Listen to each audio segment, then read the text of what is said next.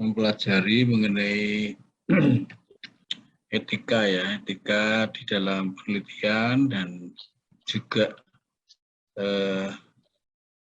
berpikir seperti peneliti. Ada dua topik yang akan kita bahas dan nanti saya beri tugas. Apa kelamaan ya kita menyiapkan tugas itu ya Kak, sampai ada yang lupa. Gimana? Yang nanti semalam saja, Pak?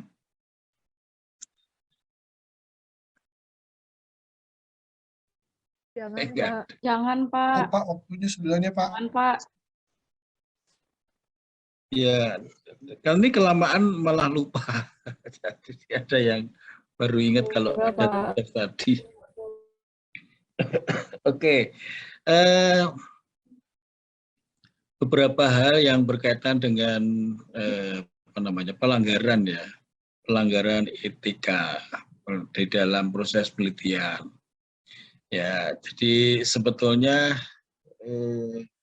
dimanapun ya di dalam dunia pendidikan, ya kalau di dalam dunia pendidikan itu penelitian itu berupa hasil penelitian bisa berupa skripsi, tesis atau disertasi. Ya. Kemudian di dalam dunia akademik yang non skripsi, non tesis, non disertasi itu berupa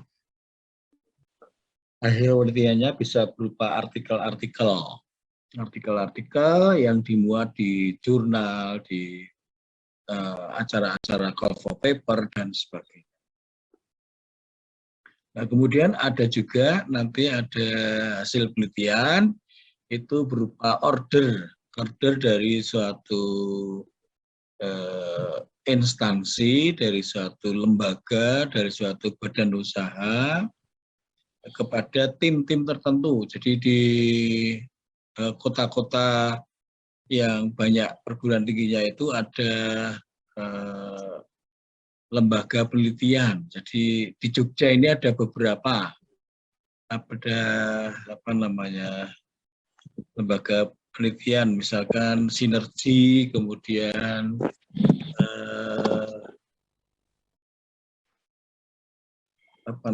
untuk penelitian yang sangat ilmiah itu misalkan solusi ya, infinite problems terus finite solution ya. Jadi ada yang seperti ini. Kemudian di perguruan tinggi ada, misalkan di Gajah Mada dulu saya pernah mengikuti, ada kelompok-kelompok yang meneliti dan ini biasanya mendapatkan order dari perusahaan, dari badan usaha, dari institusi dan lain sebagainya. Misalnya di Gajah Mada yang pernah saya ikuti itu mendapatkan order dari Bank Indonesia. Nah, ini di dalam proses pelaksanaan penelitian, baik itu yang di kalangan pendidikan, ada skripsi, ada tesis, ada disertasi, kemudian di dunia akademik, dan di lembaga-lembaga penelitian yang berdiri di luar organisasi, itu ada masalah-masalah yang kadang-kadang tidak disadari, atau karena berdasarkan kepercayaan lalu ya sudah, saya sudah percaya kok sama tim penelitian ini. Nah, kadang-kadang seperti itu. Nah, idealnya memang begitu, lalu di dalam proses penelitian itu pelaku peneliti, itu researcher, itu juga harus menggunakan kepercayaan yang diberikan. Nah, kemudian biasanya kalau sebelum suatu perintah atau order itu diberikan kepada suatu lembaga penelitian tertentu, itu lembaga penelitian mengajukan semacam proposal, proposal penelitian. Nah, proposal penelitian ini setelah selesai diajukan kepada lembaga atau institusi atau badan usaha yang memberikan order penelitian. Nah, setelah menerima proposal, lalu ada persetujuan, ada kesepakatan. Nah, ini ada kesepakatan. Ada kesepakatan yang diberikan kepada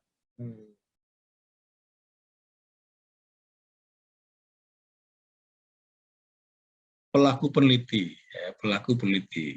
Ya. Nah, kemudian ada di sini saya tambahkan di layar itu pelanggaran kesepakatan. Pelanggaran kesepakatan di dalam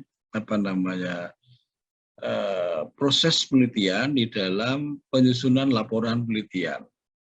Nah, ini pelanggaran, ini masalah-masalah etika. Kemudian juga kalau peneliti diberi kesempatan atau diberi kebebasan semacam itu untuk melakukan data yang ada di perusahaan. Nah, kadang-kadang peneliti itu membocorkan rahasia, ya. Jadi hal yang bersifat rahasia itu dipublikasikan. Nah, sebetulnya seperti itu tidak boleh. Ya. Kemudian juga berkaitan dengan masalah kejujuran, masalah kalau di dalam proposal itu ada semacam di bagian akhir itu ada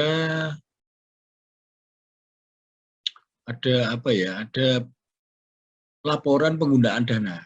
Ya, ada laporan penggunaan dana, dan itu sudah terbagi menjadi komponen-komponen yang rinci gitu ya. Jadi ada bagian tersendiri atau nilai tersendiri untuk jasa peneliti atau tim, ya itu sudah ada.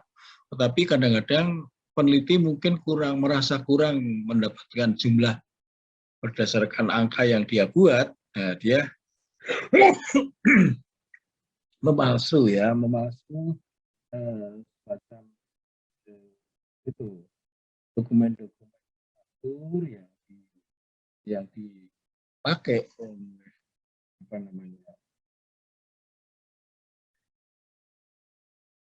peneliti untuk memberikan laporan yang palsu. Kemudian, nah ini yang misrepresenting result, ya. Jadi kadang-kadang hasil yang disajikan itu tidak sesuai dengan hasil olahan dari data yang dikumpulkan oleh peneliti berdasarkan orderan. Ya, jadi kadang-kadang ini moga-moga tidak terjadi di antara kita bahwa sebelum melakukan penelitian itu hasilnya sudah ada, itu kan berarti tipu-tipu. Jadi sebelum melakukan penelitian, sebelum riset, sebelum mengolah data itu sudah ada hasilnya.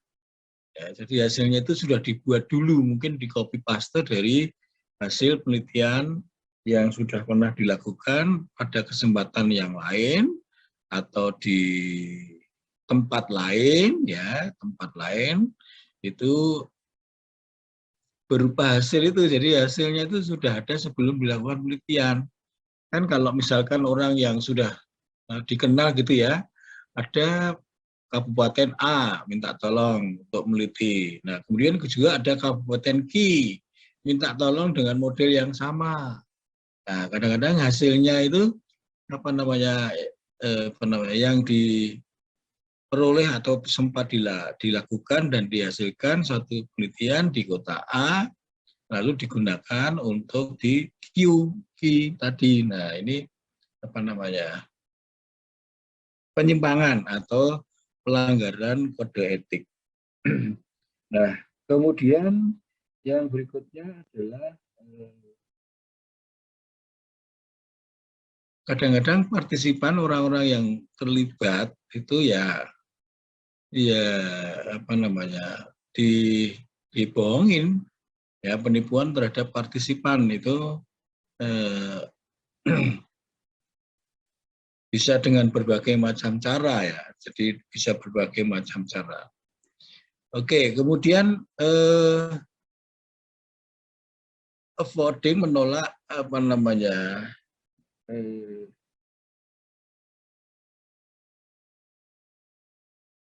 kewajiban-kewajiban yang bersifat legal, ya, legal atau resmi.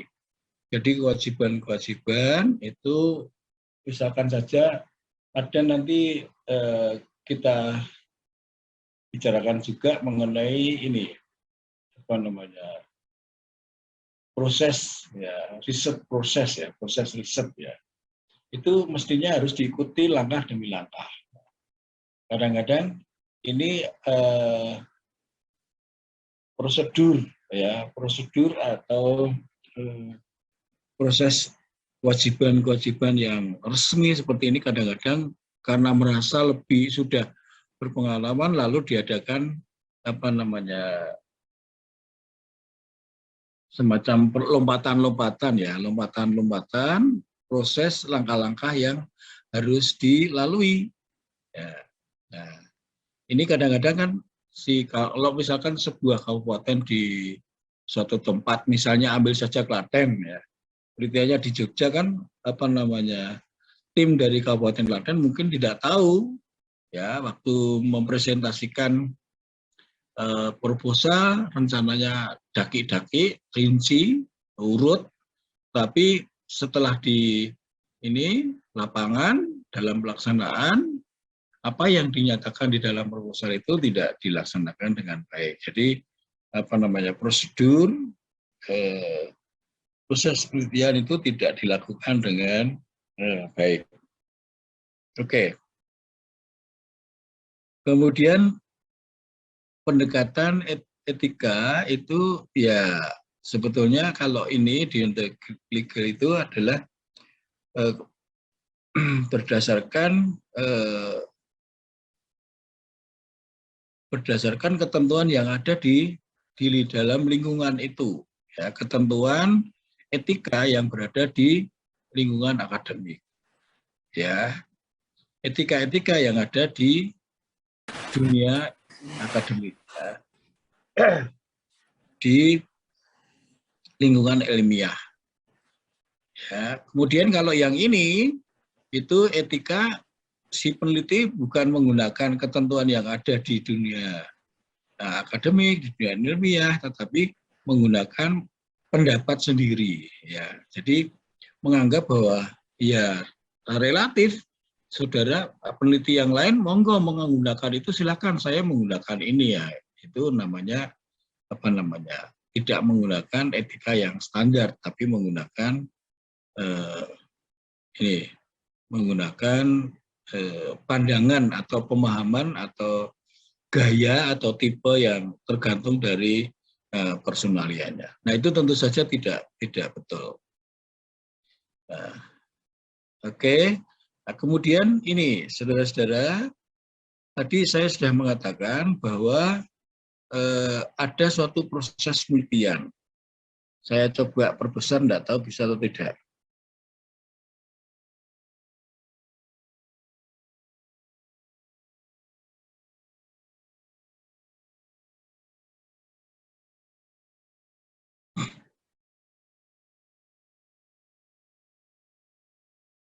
Ya, jadi apa namanya?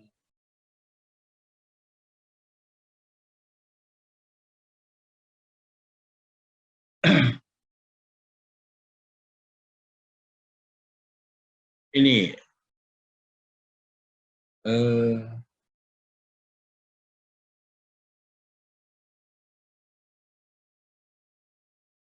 isu-isu etika pada semua tahapan proses penelitian. Ya, itu bisa terjadi di setiap tahap.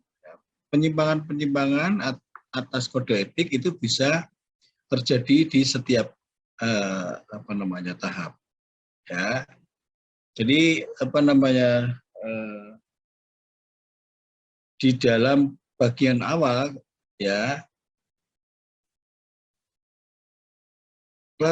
clarifying pengklarifikasian research question atau permasalahan di dalam riset ya. Kemudian ada permasalahan ingin permasalahan itu diselesaikan, bagaimana permasalahan itu diselesaikan.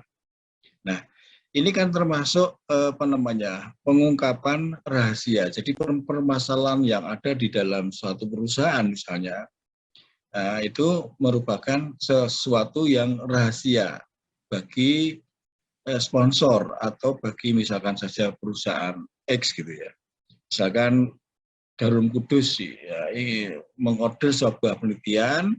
Jadi Jarum Kudus itu misalnya saja memiliki permasalahan, mengapa kok penjualan pada 3 tahun terakhir itu mengalami penurunan. Nah, itu sebetulnya kan apa yang disampaikan oleh Jarum Kudus itu kan pengungkapan rahasia ya, sesuatu yang dirahasiakan oleh Jarum Kudus disampaikan kepada peneliti. Tapi tujuannya adalah supaya peneliti itu jelas gitu ya, clear. Jadi supaya peneliti itu jelas sehingga dia bagaimana menyelesaikan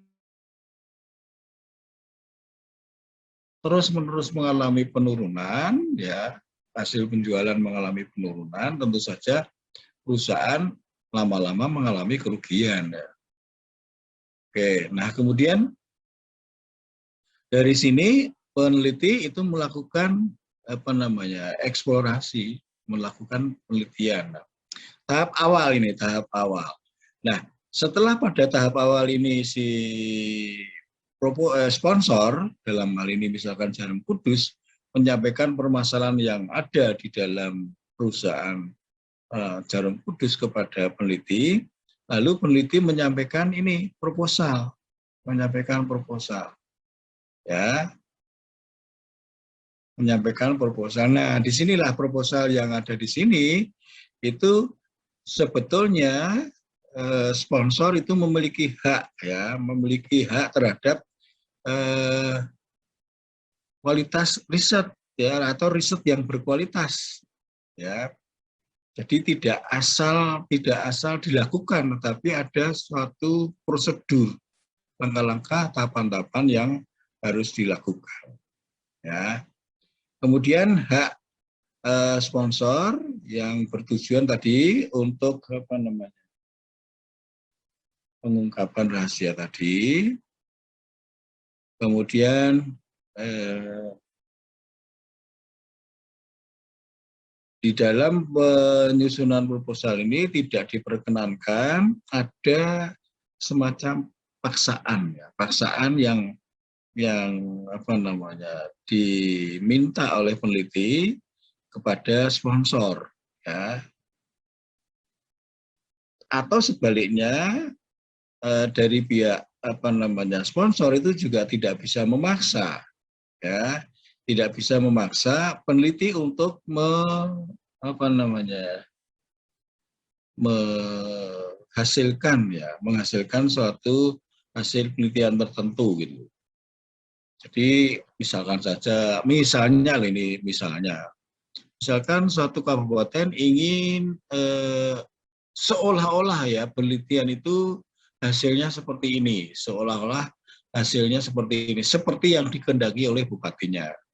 Nah, itu diharapkan dilakukan oleh peneliti. Jadi dicantumkan di dalam proposal seolah-olah penelitian yang dilakukan itu hasilnya seperti ini atau bertujuan seperti ini atau memiliki dampak ya terhadap pengambilan kebijakan ya. Kalau di dalam proposal kan ada seperti itu, dampak ilmiahnya, misalkan saja apakah berguna untuk mengembangkan ilmu pengetahuan, kemudian praktis ya, dampak praktis itu praktis terhadap apa namanya proses riset, model-model dan seterusnya, dan dampak yang lain itu kebijakan. Nah, ini kadang-kadang ini apa namanya dipaksakan oleh pihak sponsor kepada peneliti. Ya.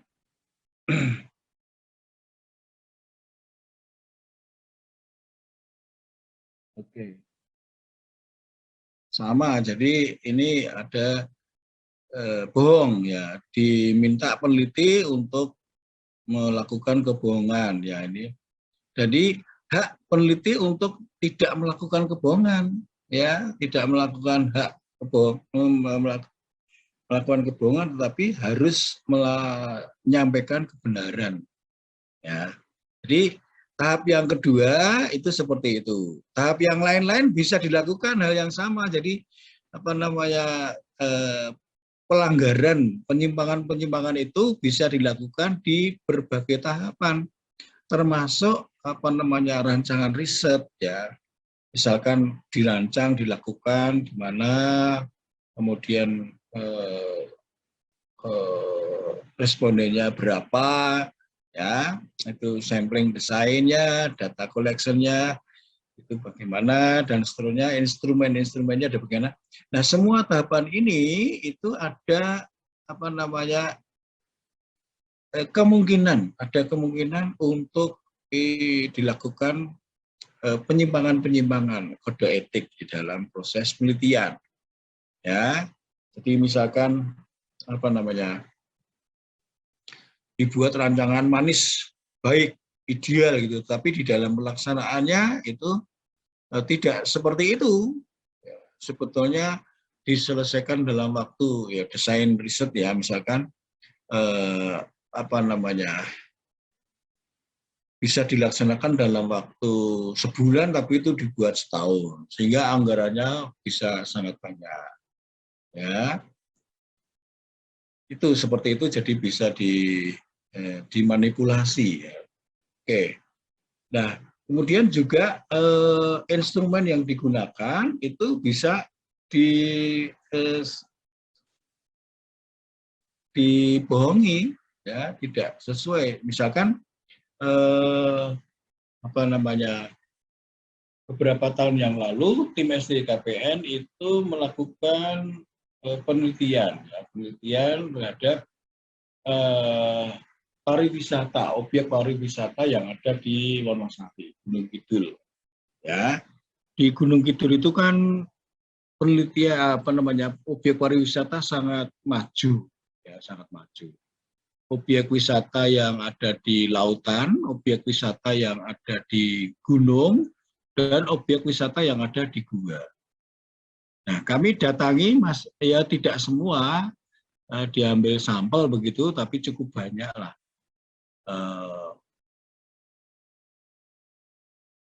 Objek-objek atau tempat atau destinasi wisata itu didatangi, kemudian dilakukan wawancara terhadap apa namanya pedagang, terhadap pengunjung, kemudian terhadap perangkat desa, terhadap petugas-petugas yang ada di sana. Ya, di sana itu kan ada petugas karcis, ada petugas parkir, ada keamanan dan sebagainya. Itu semuanya dimintai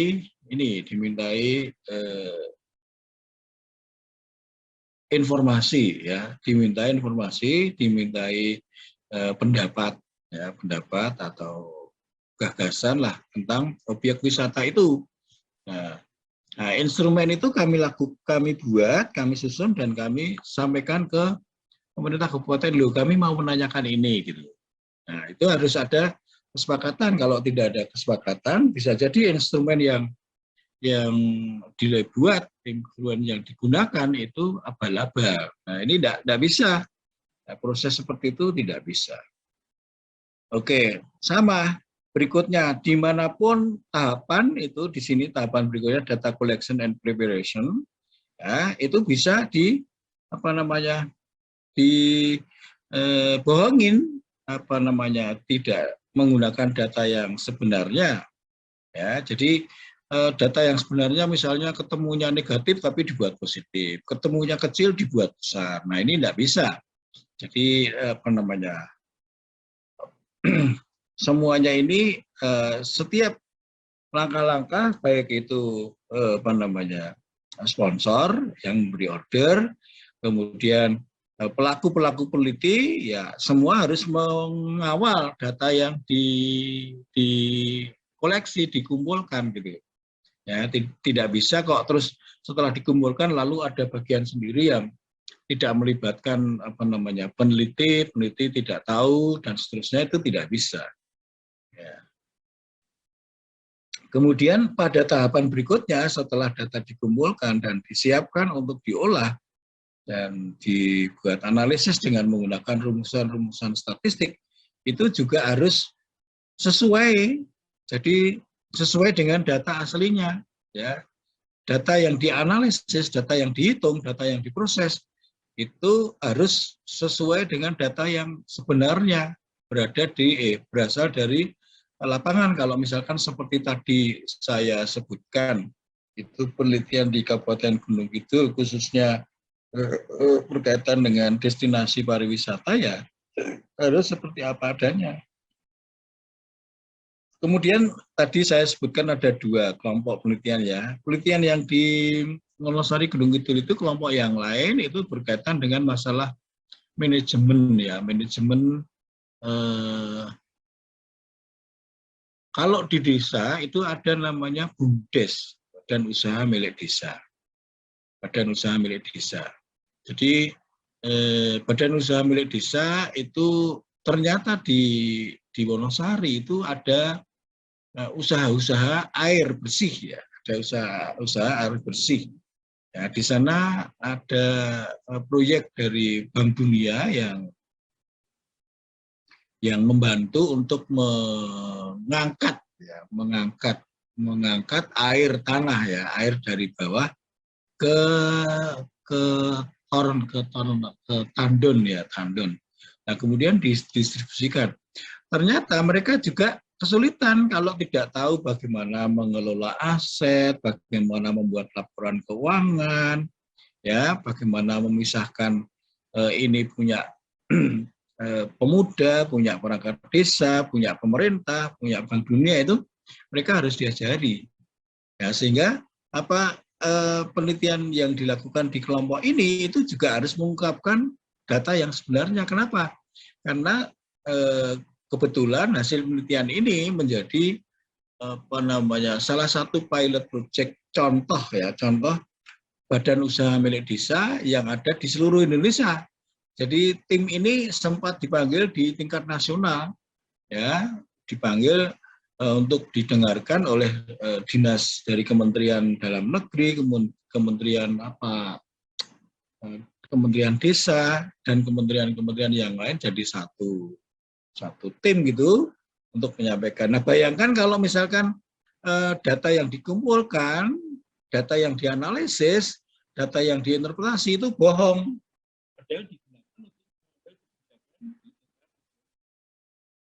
Jadi itu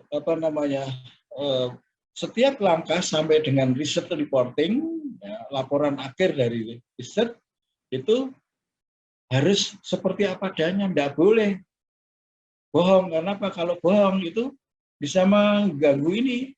Hasil penelitian itu digunakan untuk pengambilan keputusan manajemen. Ya, manajemen apa tergantung dari yang mengorder. Kalau tadi itu Kabupaten Gunung Kidul, ya berarti staf bupati, ya pemuda dan seterusnya yang menggunakan data hasil penelitian itu. Jadi saudara-saudara, ringkas cerita berkaitan dengan proses ini adalah bahwa riset itu harus jujur apa adanya. Ya, tidak boleh memanipulasi.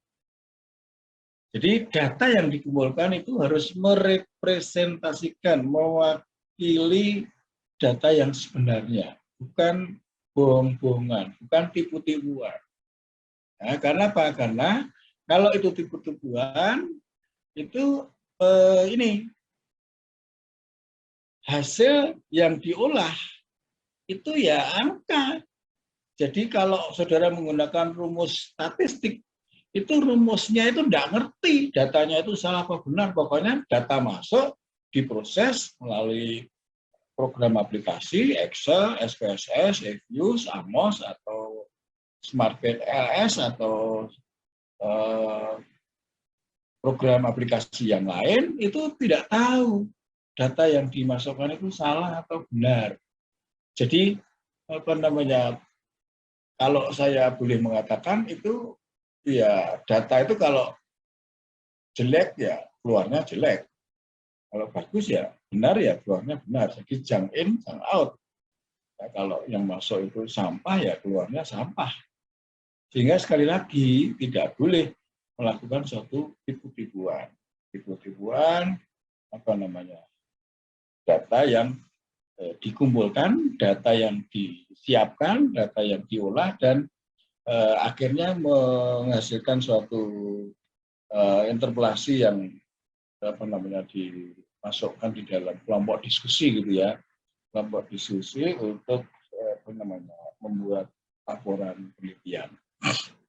Nah, oke.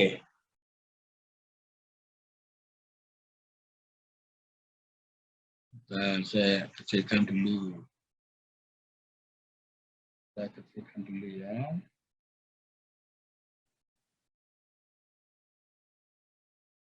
Saya kecilkan dulu.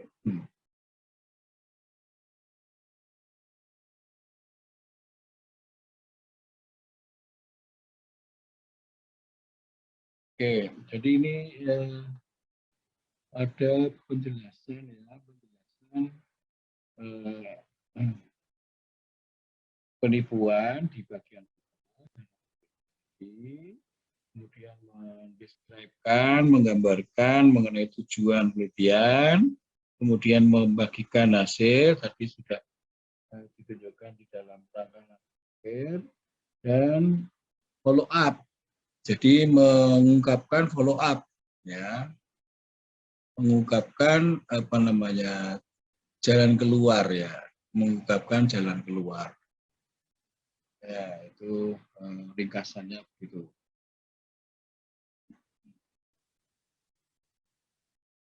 Oke, kalau kita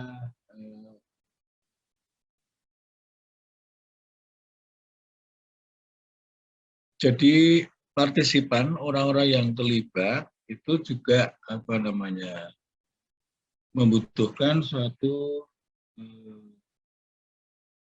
kepercayaan ya, membutuhkan suatu kepercayaan, ya, membutuhkan suatu kepercayaan.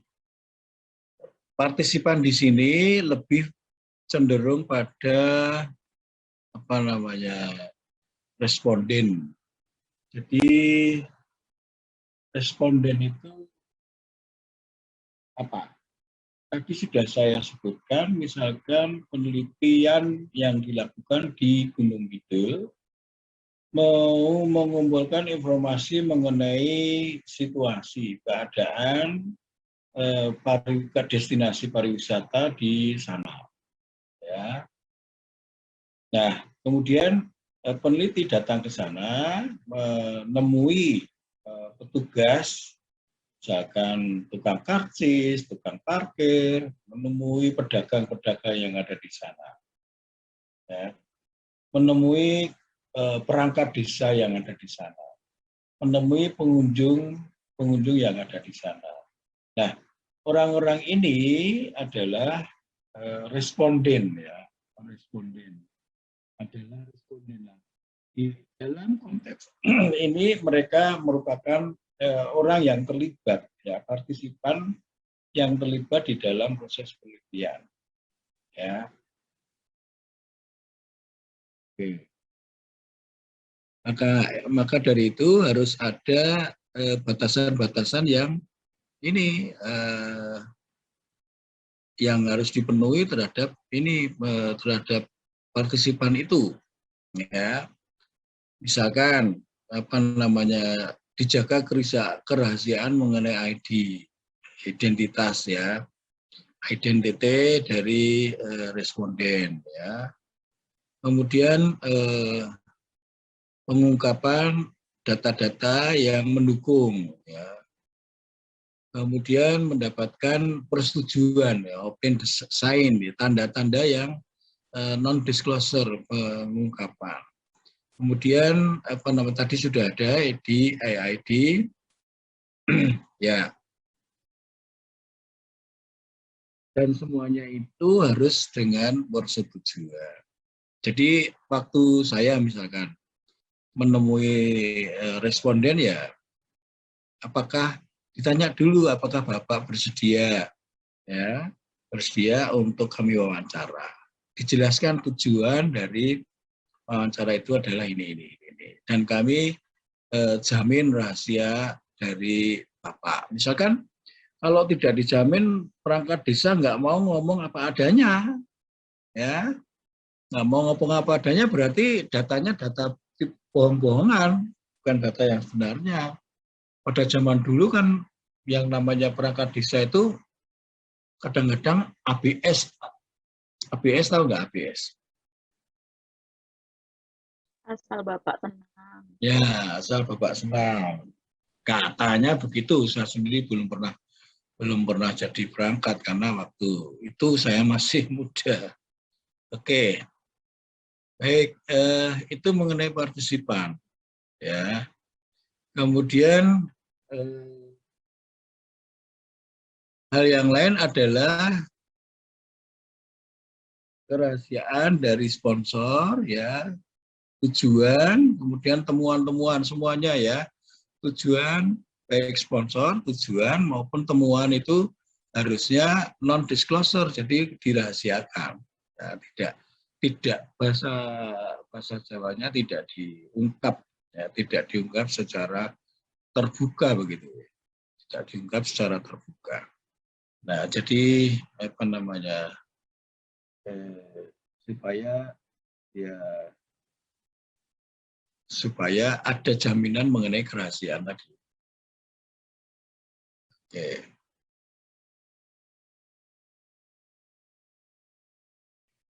Itu yang bagian pertama.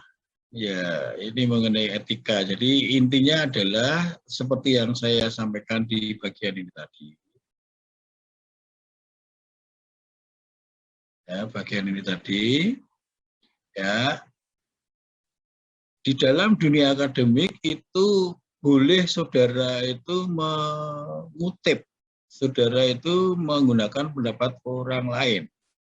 Ya, tetapi semuanya itu harus jujur. Itu yang pertama. Kemudian yang kedua, ingat bahwa jang in, jang out. Jadi data yang masuk itu harus data yang sebenarnya. Karena apa? Karena kalau nanti hasil dari riset itu digunakan untuk manajemen decision, keputusan manajemen, itu bisa merugikan, bisa menyesatkan, dan seterusnya. Bayangkan kalau misalkan contoh sederhana yang saya sampaikan tadi, penelitian yang dilakukan oleh tim dari STIKPN di Gunung Kidul, ya, berkaitan dengan BUMDes tadi. Real ini, jadi bukan omongan saja, tapi real. Dan saya waktu itu masih jadi ketua, jadi ikut terus, ikut apa namanya proses ya, ikut proses ketemuan di kabupaten ikut, di tingkat Pemda juga ikut, kemudian di kecamatan nggak ada, jadi langsung di desa, terjun di desa, di kantor desa, di lapangan ikut. Nah kalau itu bohong-bohongan, bayangkan kalau itu digunakan oleh ambil kebijakan oleh kementerian gitu, saudara bisa bayangkan. Ya. Itu termasuk di dalam rangkaian satu kesatuan dengan kode etik ya. Oke, intinya itu ada 3 hal itu. Baik, any question? Ada pertanyaan? Hari ini saya nanti mau periksa dokter ya, mungkin nggak bisa penuh lagi. Kita masih punya satu materi, moga-moga bisa cepat. Oke, saya ganti materi yang kedua. Saya ingin bertanya, Pak. Ya. Ya, tadi Bapak sempat menyinggung salah satunya terkait dengan etika itu ada tahapan yang harus diikuti di dalam riset, Pak, begitu ya. Nah, bagaimana dengan riset kualitatif, Pak? Karena terkadang riset kualitatif itu kan tahapannya sudah berjalan, tapi ketika ada temuan baru, balik lagi ke awal begitu, Pak. Bagaimana terkait itu, Pak? Terima kasih. Ya, kalau riset kualitatif ya diberi batasan ya. Diberi batasan waktu. Kalau nggak diberi batasan waktu ya bisa berkembang, ada ilmu baru berubah, ya nggak bisa. Ya, jadi kalau mau dilakukan riset lanjutan ya boleh, silahkan saja. Tapi kalau seperti misalkan saya ambil contoh sederhana. Saya punya bimbingan skripsi dan tesis. Saya pesan kepada mereka, 1 semester selesai. Nah, nanti kalau misalkan di ujung, ini 1 semester ini berakhir kapan ya? Di ujung katakanlah Februari begitu, tanya ya, Februari di ujung. Tiba-tiba, Pak, ini ada kebijakan baru, itu nanti biar dilakukan oleh peneliti berikutnya. Karena enggak usah. Jadi kalau sudah nanti itu ada ketentuan baru. Baik Pak, jadi kami harus menyelesaikan dalam semester ini. Ya, jadi kalau kualitatif berdasarkan kebijakan ya memang tidak kuantitatif, tapi ya kalau nggak dibatasi waktu, kalau ada yang baru nggak pernah selesai nanti risetnya. Kira-kira begitu kalau komentar saya, Mbak. Jadi di dalam proposal itu selain dicantumkan apa yang akan dilakukan juga ada batasan waktu. Jadi riset ini dilakukan pada tanggal sekian sampai tanggal sekian. Sebab batasan waktu itu juga menjadi pegangan bagi sponsor atau yang memberikan order untuk nagih. Loh, janjinya dulu Oktober, kok ini sudah tanggal 3 November kok belum selesai misalnya begitu. Ya, itu ada batasan waktu, Mbak.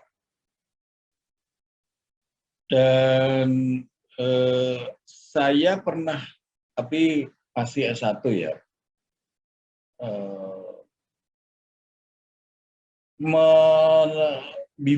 membimbing mahasiswa yang risetnya itu kualitatif ya. Riset kualitatif ya banyak ceritanya.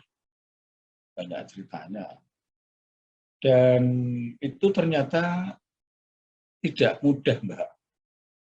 Tidak mudah karena kalau kualitatif kan menceritakan mengenai kualitas data yang ada, bukan angka ya, bukan angka yang diceritakan itu bukan angka. Kalau angka kan jelas, kalau misalnya saja koefisien regresinya 0,75 ya ini signifikan atau tidak, dibuktikan dengan alat uji. Ya, gampang. Tapi kalau kualitatif kan ya itu tadi mempertimbangkan berbagai perubahan yang ada di lingkungan. Saya memberi respon begitu, Mbak. Gimana? Baik, Pak. Terima kasih, Pak. Saudara Mbak apa Mas? Mas, Pak. Mas, sorry. Terima kasih, Pak. Oke, ada yang lain? Jadi ada batasan waktu, Mas. Dan saya tidak menakut-nakuti ya, kalau saudara niatnya mau kualitatif ya monggo, silakan. Tapi satu pengalaman saya, pengujinya juga tidak mudah. Pengujinya bukan pembimbing, pengujinya juga tidak mudah untuk memberikan nilai karena untuk mengatakan benar atau tidak jawaban itu kan yang bersifat kualitatif tidak mudah. Tapi kalau angka kan gampang. Oke, kita pindah dulu Baik. Nah, ini apa namanya? Jadi apa namanya, kita itu belum saya juga belum lah. Saya meneliti juga belum banyak. Kalau seperti Prof. Badrik, kandidat Profesor Pak Rudi Badrudin, Pak Nikodemus itu mungkin juga sudah banyak. Tapi kalau saya sendiri belum banyak melakukan penelitian, tapi waktu saya melakukan penelitian, saya harus menggunakan bahasa yang biasa digunakan di dalam riset, ya, bahasa yang digunakan di dalam riset. Jadi cara berpikirnya bukan cara berpikir sebagai mahasiswa, tapi sebagai peneliti. Ya, kalau peneliti itu seperti apa gitu. Ya. Baik. Ada beberapa yang apa namanya perlu kita ketahui sebelum ini sampai pada masalah-masalah yang praktis, ya, pada masalah yang praktis, yaitu apa namanya bahasa penelitian, ya konsep, ya konsep. Konsep itu suatu kumpulan, ya kumpulan dari karakter, ya, dari karakteristik, dari kondisi tertentu, ya, yang real, ya, tidak membingungkan, kejadian-kejadian yang tidak membingungkan. Objek-objeknya itu unambiguous, ya, tidak membingungkan. Kondisinya juga pasti, itu situasinya pasti. Kalau misalkan konsep-konsep yang ada di misalkan kedokteran kok nggak pasti itu piye, ya harus pasti, ya. Nah kemudian di dalam langkah berikutnya itu disusun suatu konstruk, ya. Konstruk itu kalau nanti di dalam praktek itu dinyatakan di dalam diagram-diagram, ya, diagram-diagram. Ini untuk menggambarkan konsep-konsep yang bersifat abstrak, yang tidak apa namanya jelas begitu, itu dinyatakan di dalam diagram, Nanti akan kelihatan, saya ada beberapa contoh nanti bisa kita lihat mengenai konstruk ini. Jadi apa namanya, suatu temuan-temuan itu yang mungkin temuan itu kalau di dalam penelitian kita menulis tesis lah misalnya atau disertasi nanti kalau saudara sampai ke S3 itu bukan berdasarkan apa namanya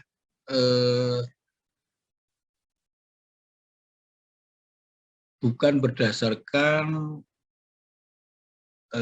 pendapat kita, tetapi berdasarkan konsep-konsep yang sudah ada, yang sudah dibuktikan, yang sudah ditemukan oleh orang-orang terdahulu gitu. Jadi bukan common sense gitu, tapi sudah berdasarkan apa namanya konsep temuan-temuan yang ada di tahap-tahap sebelumnya. Gitu. Ya. Baik.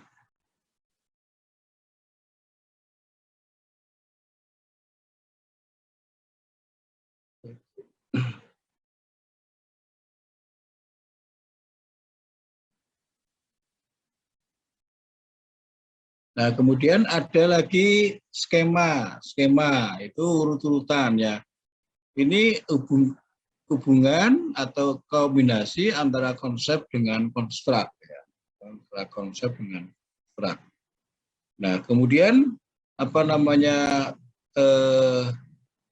ini harus apa namanya dapat dirancang mengenai pengukurannya.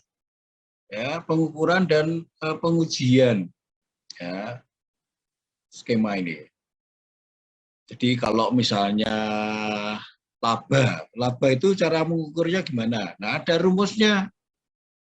Kalau misalkan pajak, ya pajak bumi dan bangunan ada rumusnya untuk menghitung. Ya. Pajak pribadi, ada cara menghitungnya, yaitu ada rumusnya. Kemudian apa yang misalkan kalau disertasi saya, instabilitas itu ada ukurannya. Ya. Nah, kemudian setelah itu ditemukan definisi operasional, bagaimana mengukur, ya, bagaimana mengukur, bagaimana mendapatkan data, bagaimana mengoperasikan definisi itu di dalam suatu tindakan nyata, rencananya bagaimana. Nah, setelah itu lalu disusunlah nama-nama variabel. Jadi variabel-variabel itu mesti ada cara ngukurnya, tidak ada variabel kok tidak ada cara ngukurnya. Bagaimana kalau misalkan saudara kuantitatif kok tidak ada cara mengukurnya? Simpel saja kalau misalkan saudara mau mengukur pendapatan atau penerimaan gitulah. Penerimaan fotokopi itu mesti ada ukurannya. Penerimaan fotokopi itu merupakan jumlah dari berbagai usaha fotokopi. Ya, fotokopi yang biasa, fotokopi yang ukuran besar, kemudian ada ini, ada itulah, macam-macam. Kalau misalkan saudara ke eksekutif itu kan tidak hanya penerimaan dari satu saja, tapi ada cara mengukurnya. Ini merupakan jumlahan dari berbagai penerimaan. Misalnya seperti itu. Ya. Sama, ongkos juga begitu. Ongkosnya gimana kalau di dalam fotokopi? Ya. Mesti variabelnya adalah. Setelah itu kan, kalau ini contoh sederhana ya, jangan sangat simpel ya, memang contohnya kan harus yang sederhana. Kalau mau mengukur keuntungan kan harus ada penerimaan, harus ada biaya. Penerimaannya bagaimana mengukurnya? Ini operational definition itu tadi di atasnya. Jadi mesti, walaupun sederhana loh ya, jadi rumus itu tidak selalu diartikan sesuatu yang sulit, enggak, itu bisa dibuat sederhana. Nah, kemudian setelah itu semuanya ini dibuatlah suatu proposition. Proposition itu kan sesuatu yang diajukan ya. Diajukan untuk apa? Diajukan untuk dibuktikan ya. Diajukan untuk dibuktikan. Sama hipotesis juga begitu. Sesuatu yang diajukan untuk dibuktikan. Misalnya tadi itu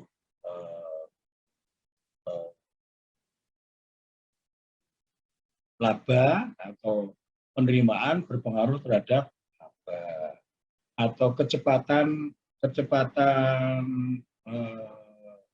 order, kecepatan pemenuhan order misalkan, itu berpengaruh terhadap jumlah order, ya, jumlah order. Misalnya begini ya, saya ambil contoh sederhana saja. Saudara di tempat saudara tinggal atau di daerah saudara tinggal ada kebab.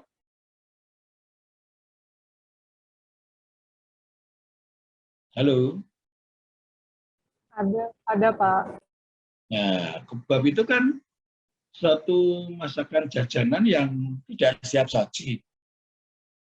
Nah, kalau saudara datang mau beli kebab, order beef mas, beef jumbo mas, black kebab mas, sosis mas, ya, maksudnya isinya sosis bukan beef.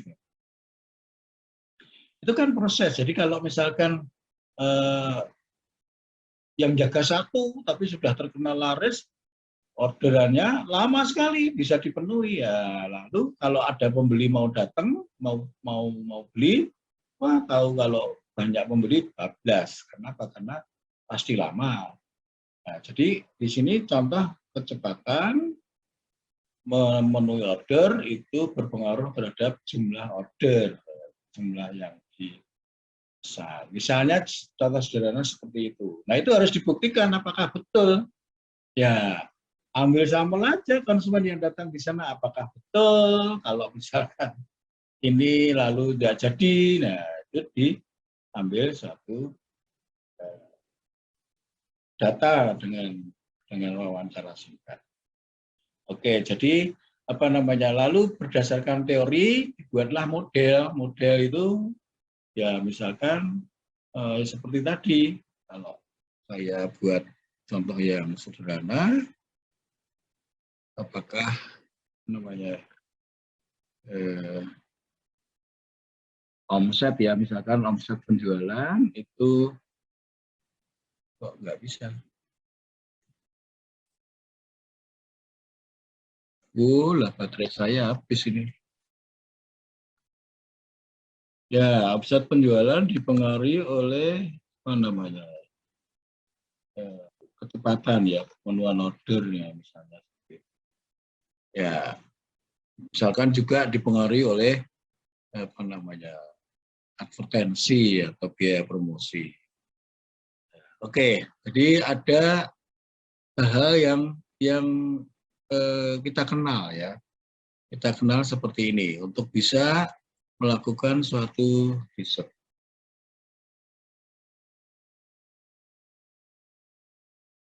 Ya, untuk mencapai suatu keberhasilan itu harus clear, jelas ya. Clear, jelas, kemudian harus di-sharekan, harus diberitahukan. Kalau misalkan tim tadi, semua tim harus tahu, harus bahasa. Tidak bisa kok yang satu pemahamannya X, yang lain pemahamannya X plus 1 atau X minus 1. Ya, harus ada ini, harus ada kesamaan pemahaman. Sama, walaupun saudara itu antitesis, itu harus ada kesamaan pemahaman seperti misalkan ya ini ya, misalkan di tesis itu ada dua, ya tidak semua sih, ada dua pembimbing ya, ada dua pembimbing. Jadi antara mahasiswa pembimbing 1 dan pembimbing 2 itu harus ada pemahaman yang sama, ya harus ada pemahaman sama mengenai definisi atau batasan teori agen misalnya. Harus mempunyai pengertian yang sama, misalkan instabilitas apa namanya harga, misalkan saja apa namanya saham, ya, harus apa namanya mempunyai pemahaman yang sama bagaimana mengikuti apa namanya percepatan ya percepatan perubahan harga saham, ya, harus memiliki pemahaman yang sama sehingga apa namanya pengertian-pengertian konsep-konsep yang digunakan itu harus jelas dan disampaikan ya, dan disampaikan ini loh supaya memiliki pemahaman yang sama. Sebab kalau tidak itu nanti debat kusir. Kalau sudah debat kusir ya wes pemahamannya nggak sama berarti menganggap dirinya benar menurut saya. Kalau sudah menurut saya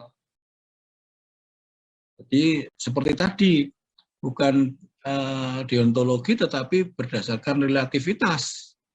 Ya, menurut saya ya, tidak menurut apa namanya norma ketentuan yang berlaku ya, tetapi menurut saya sangel. Oke.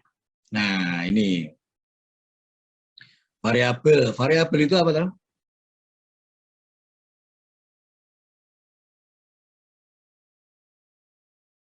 Nah, ini a variable is the property being studied, yang akan dipelajari.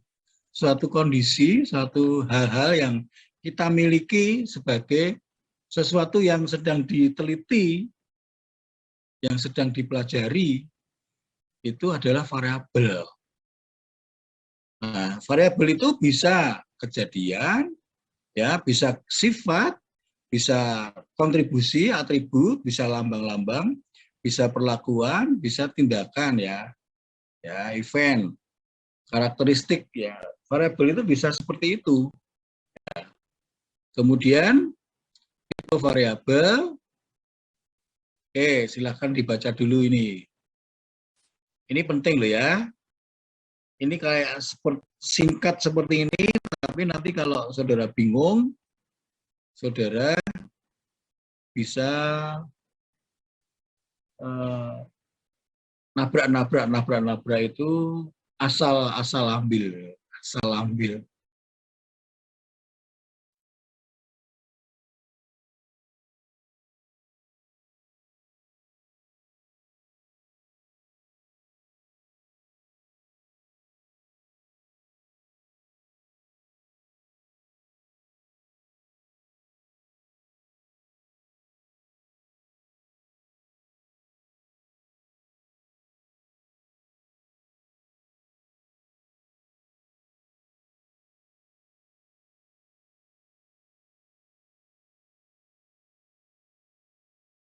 Ada beberapa tipe variabel, dikotomi, diskrit,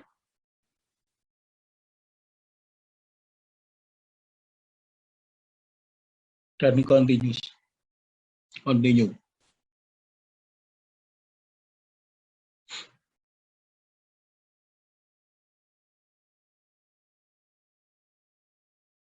Contohnya jelas ya, contohnya di sebelah kanan itu.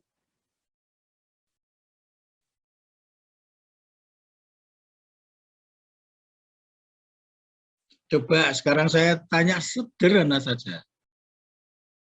Bedanya antara dikotomus dengan diskrit apa?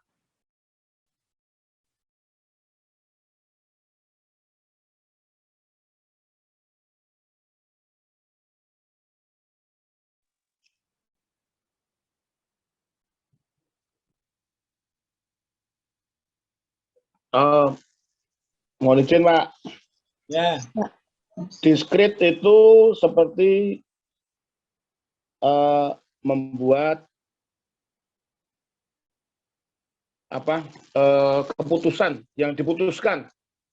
Jadi variabelnya diputuskan seperti ini, seperti itu, Pak. Variabelnya bukan apa? Yang diputuskan sebelumnya. Yang diputuskan sebelumnya. Kalau dikotomus apa? Kalau mau dikotomi coba jawab. asal usulnya. Pak mau coba jawab. Coba, Pak. Mau. Dikotomus. Kalau saya tahunya yang dikotomus. Dikotomus itu mempunyai hanya dua kemungkinan jawaban. Jadi bisa iya atau tidak, seperti itu kan perempuan atau laki-laki, bekerja atau tidak bekerja, seperti itu Pak.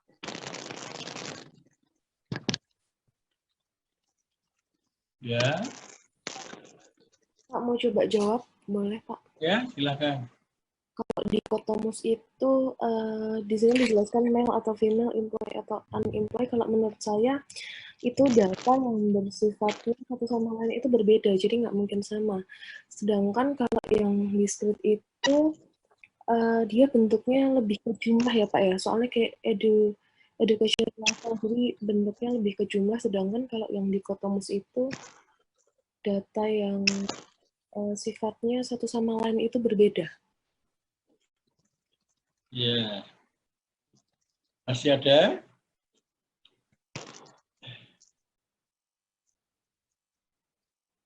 Dua-duanya baik dikotomus maupun diskrit itu datanya pasti bilangan bulat. Tidak ada kok yang setengah, seperempat, 0,6, 0,7 itu dikotomus maupun diskrit nggak ada. Nah, hanya adalah bahwa dikotomus itu hanya dua kemungkinan.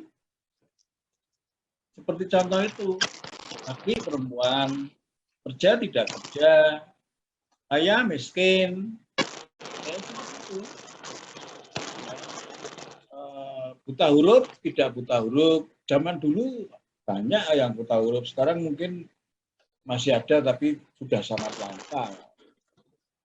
Nah, sekarang kan sekolah-sekolah sudah sampai di pelosok desa, jadi ada wajib. Bahkan kalau di negeri kan gratis. masa gratis nggak mau sekolah.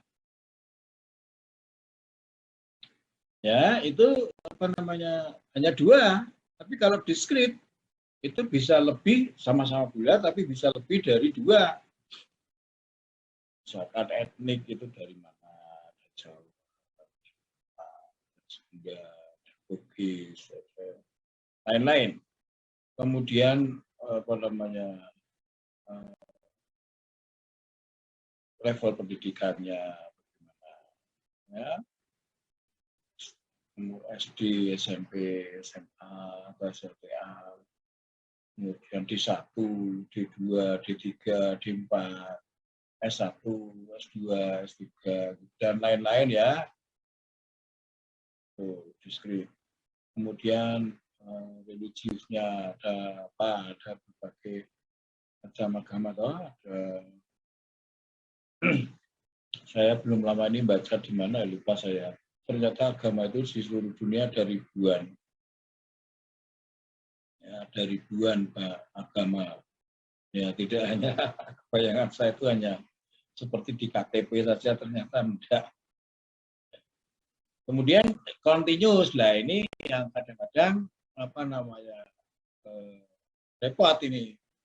Income, temperatur, age itu masuk. Pendapatan kan bisa, kalau pendapatan saudara itu misalkan ya berdasarkan pangkat, berdasarkan masa kerja, ya, kemudian ada jabatan atau tidak, itu kan bisa jadi misalkan karena perhitungan-perhitungan kenaikan yang misalkan dilakukan oleh lembaga atau perusahaan tempat saudara kerja itu 10% kan bisa jadi pecah-pecahan. Ya, misalkan Rp7.575.000 misalnya. Jadi bisa pecahan-pecahan. Temperatur juga begitu, bisa 3. Kalau sudah datang ke STE, dicek dengan termogram itu 36,5, Mbak. 37,8, saudara harus cek dulu. Nah, kalau sudah 37 lebih, saudara tidak boleh masuk kampus. Ya, walaupun lebihnya hanya sedikit. Oh, lebihnya cuma sedikit saja ya tidak bisa. Kalau sudah lebih ya. Dan lain sebagainya itu continue. Oke. Dan nanti di dalam praktek saudara menyusun tesis itu kemungkinan saudara akan menghadapi kenyataan ini. Datanya itu dikotomus, diskrit, atau continue. Misalkan perusahaan yang saudara teliti itu go public atau tidak go public, itu sudah menunjukkan dikotomus. Ya, saudara apa namanya harus bisa membedakan. Lalu kalau ini masuk dalam dummy variabel, ya misalnya 0, 1, lambangnya itu. Ya. Jadi apa namanya ada ini ada batasan, ya, ada batasan. Oke, itu nanti di dalam praktek ini sifatnya pengantar ya. Sekarang variabel. Variabel itu secara garis besar dikelompokkan menjadi 2, independen dan dependen. Ya.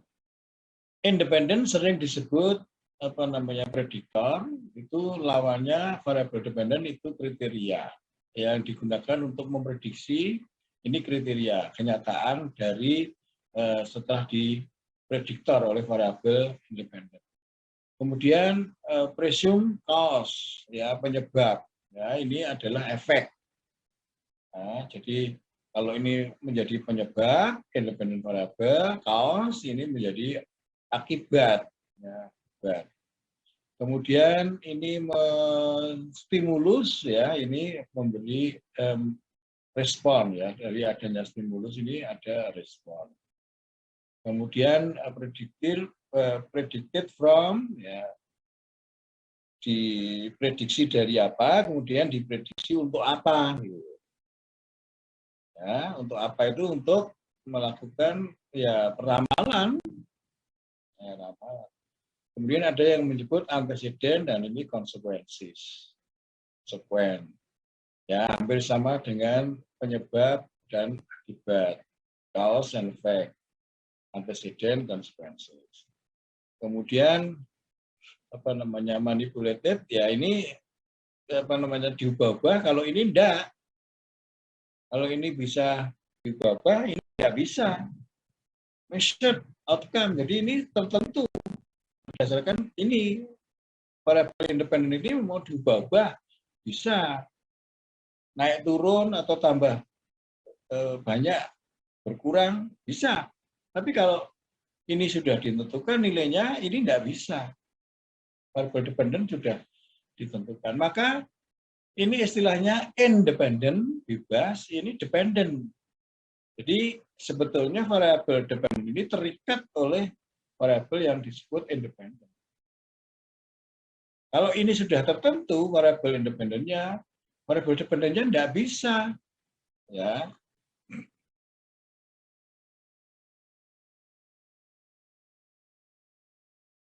Kalau misalkan saya menuliskan begini, Y sama dengan fungsi X.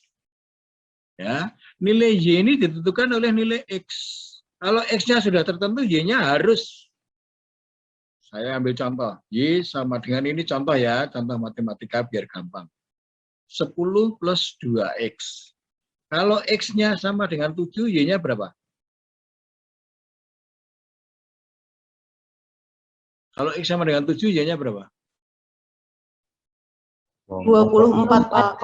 24, harus 24, nggak boleh yang lain. Dan yang bebas, independen itu adalah variabel X-nya ini. Nah, maka manipulated ditentukan. Nah, ini tertentu, sudah terukur ini. Kalau X-nya 7, Y-nya enggak boleh lain, harus 24. Ah, saya maunya 23 saja kok enggak bisa. Oh, ini sudah ditentukan rumusnya seperti itu. Nah, maka bahasa yang digunakan sangat jelas, yaitu dependent yang terikat atau depend, dan independent. Nah, seperti itu. Oke.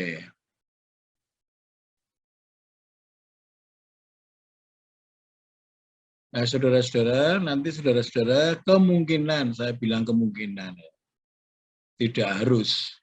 Tapi ya biasanya mahasiswa S2 kan, masuk mahasiswa 2 S2 kok seperti mahasiswa S1, katanya begitu, pembimbingnya, masa nggak malu sama adik kelas, lalu ada dikenal beberapa variabel di luar variabel independen dan variabel dependen.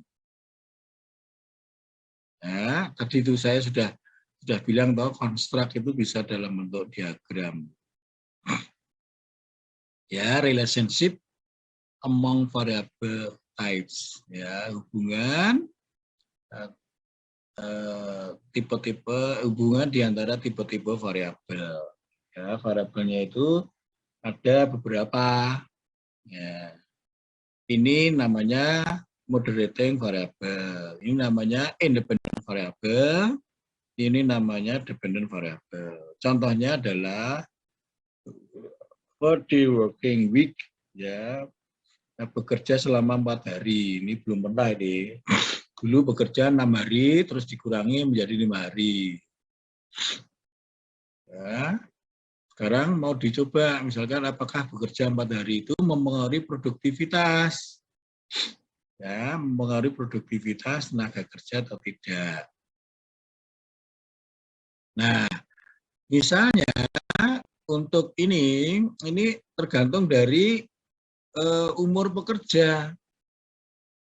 Ya, jadi umur pekerja itu bisa mempengaruhi produktivitas, bisa mempengaruhi variabel independent for the working week terhadap produktivitas, tergantung dari umurnya. Nah, ini namanya moderating variable.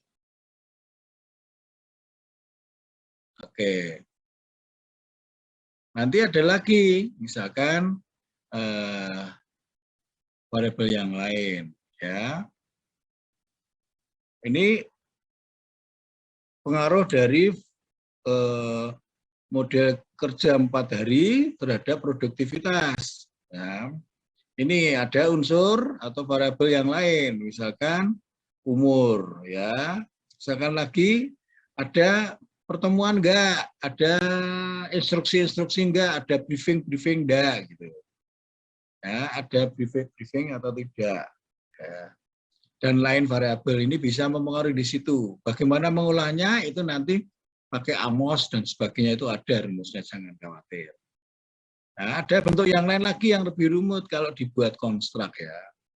Ya, jadi ada ini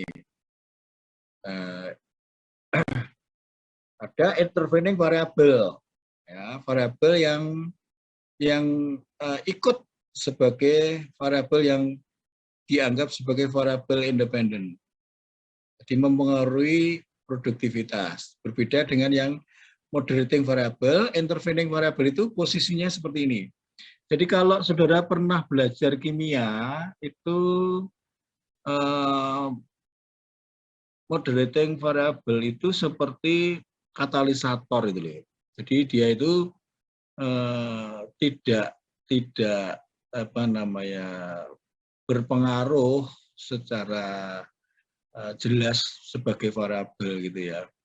Tetapi dia mempercepat, memperlambat ya, memperbesar, memperkecil. Nah, kalau di sini kan memperbesar atau memperkecil produktivitas. Nah, umur ini ya, seperti saya, kalau diminta cepat ya enggak bisa. Kalau saya suruh jalan cepat begitu ya dari gedung kuliah sampai depan sudah menggeh-menggeh, sudah ngos-ngosan sudah. Nah, ini tergantung dari umur itu seperti itu, tidak berpengaruh secara langsung, tapi sebagai moderating variable. Sedangkan di intervening variable itu ada keterlibatan secara langsung. Oke, sekarang definisinya kita lihat di belakangnya ini. Nah, oke, saudara baca ini. Contoh ini. Ya. The introduction of a 4-day week sebagai variable independent will lead to higher productivity dependent variable, especially among younger workers, terutama bagi pekerja yang lebih muda. Nah, pekerja yang sudah tua diminta cepat-cepat, ya, karena kalau tidak cepat ya penghasilannya bisa rendah. Kalau misalkan tergantung dari produk yang dihasilkan. Ya. Oke, kemudian contoh yang lain, the switch to commission from a salary compensation system, from a salary to compensation system, kompensasi sebagai variabel independen will lead to increase sales, akan meningkatkan penjualan sebagai dependent variable untuk setiap pekerja, especially more experienced worker, terutama bagi orang yang mempunyai pengalaman. Jadi di dalam moderating variable itu seperti ini, ada umur pekerja, kemudian ada contoh yang lain apa tadi? Ini pengalaman kerja, itu sebagai moderating variable. Ya. Tapi bisa jadi saudara nanti mempunyai data walaupun sudah tua ya, produktivitasnya tinggi ya ada, tapi tidak umum. Itu punya temennya sudah tua, naik sepeda masih kuat sampai kali orang. Tapi itu kan tidak umum. Mungkin 1001. Okay. The loss of mining jobs leads to the acceptance a higher risk behavior to earn a family supporting income. Jadi orang yang tidak mempunyai kerja atau kehilangan pekerjaan akan menjadi beban pada pendapatan keluarga. Particularly among those with limited education, terutama bagi orang-orang yang mempunyai pendidikan terbatas. Nah, tingkat pendidikannya ini berpengaruh sebagai apa? Sebagai moderating variable. Oke, contoh yang lain, Misalnya ini saya agak apa namanya extraneous variable, ya. Ini dengan pelanggan yang baru, pelanggan itu customer itu, kalau saudara pahami sebagai apa customer itu? Ayo, customer itu apa? Customer itu bisa konsumen, bisa pemasok, bisa orang yang terlibat di dalam proses. Saya sebagai customernya lembaga STI KPN, ya. Kemudian ada karyawan, misalkan Pak Tugiman juga sebagai customer STI KPN. Ada karyawan baru, ya, new customer, misalkan security atau karyawan apa, dosen baru, ya, itu juga sebagai customer. Jadi customer itu tidak selalu konsumen. Konsumen memang customer, tapi tidak semua customer itu konsumen. Jadi bisa pemasok, bisa apa namanya kontributor, ya. Kalau saya kan kontributor. A switch to commission from salary compensation. Nah, ini kalau di customer sebagai kalau orang baru kan tidak mengenal. Tadinya apa, model apa, berubah menjadi apa kan enggak kenal. Ya, dia kenalnya ya apa namanya compensation system, karena komisinya belum pernah mengalami, ya. Jadi itu tergantung dari istilahnya extraneous variable. Oke.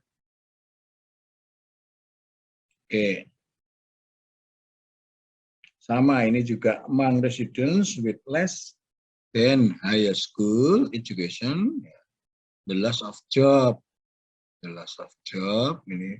Nah, kalau belum kerja kan apa namanya tidak mungkin kehilangan pekerjaan, kerja aja belum atau sudah bekerja, ya. Oke. Tuh, jadi itu contoh dari extraneous variable. Oke. Nah, intervening variable, coba saudara baca dulu.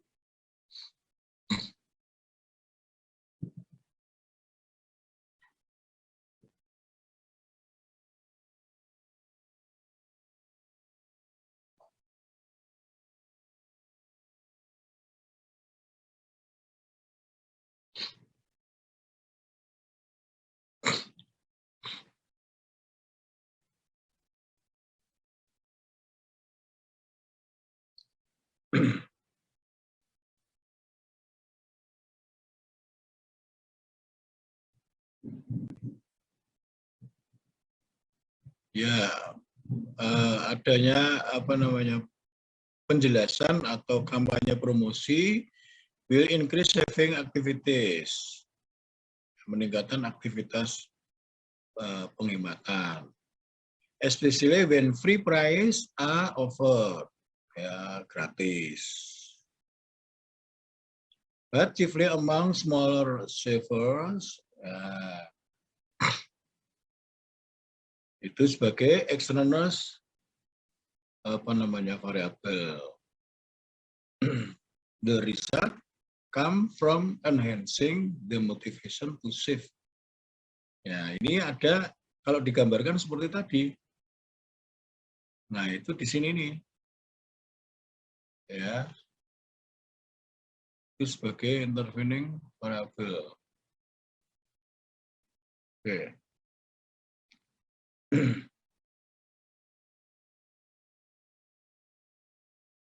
Masih berapa ya?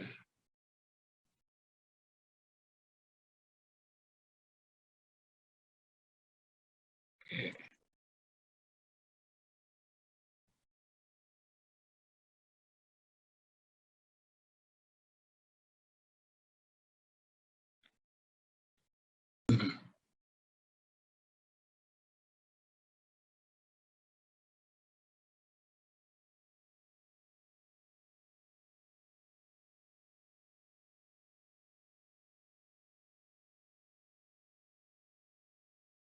Saya itu harus kontrol ke dokter, diberi waktu sampai jam 6. Kita akhiri dulu ya. Halo. Iya, Baik, Pak. Ya, iya Pak. Baiknya aja Pak. Saya nanti akan tulis PR-nya saudara menguraikan mengenai relationship among variable types. Ya. Ini sampai dengan di sini. Ya, sampai dengan di sini. Materinya itu bisa dilihat-lihat, contohnya seperti di handout yang sudah diupload. Jadi PR-nya mengenai relationship among variable types. Yaitu kalau mau dimulai dari sini apa namanya? Dari tipe variabel. Ya, mulai dari apa namanya? Terserah mulai dari mana saudara mau masuk ke relationship among variable types. Maksimum seperti kemarin 10 halaman. Saudara boleh buat 2 halaman, boleh buat 3 halaman, tapi maksimum 10. Supaya saya enggak. Dan jangan lupa, saudara mau sampai kapan? Minggu depan bisa nggak Pak? Sampai Seperti kemarin saja, Pak. Waktunya Seperti seperti kemarin saja, Pak. seperti kemarin itu Rabu jam 12 toh. Iya Pak. Iya. Tapi jangan ada yang lupa. Tadi pagi ada 2 orang yang lapor lupa Siap Pak. ya, jangan lupa. Ya, Siap oke. Pak. Siap. Saya buatkan ya, saya buatkan seperti kemarin. Sebab kalau saya tidak buat, nanti saudara masuk bisa kapanpun, nah, saya bisa dimarah sama Pak Prof. Baldrik nanti. Ya. Oke, nanti minggu depan kita lanjutkan ini ya, kita lanjutkan hipotesis. Ini lebih seru lagi ini, proposisi dan hipotesis. Pak, izin, Pak. Pak, saya lupa absen. Nah ya ini lupa contoh, saudara dengar sendiri. Enggak, Mas. Mungkin Masih sudah dengerin keasikan tadi. menyimak Pak, makanya lupa. Iya, Pak. Ya nanti memasukkan grup, saya enggak tahu Mas Thohir masih bisa ngubah apa enggak. Oh iya, Pak. Baik, Pak. Terima kasih. Oke ya, kita akhiri dulu ya, nanti saya enggak terlambat. Kalau terlambat harus bulan depan, saya sebulan nggak minum obat, bisa repot nanti. Oke? Baik, Pak. Oke Pak, baik. Oke, saya buatkan sebentar soalnya. Sehat Pak. Ya, siap. Salam Amin. sehat Pak. Sehat-sehat Ya, selalu. Oke, sama saudara juga sehat.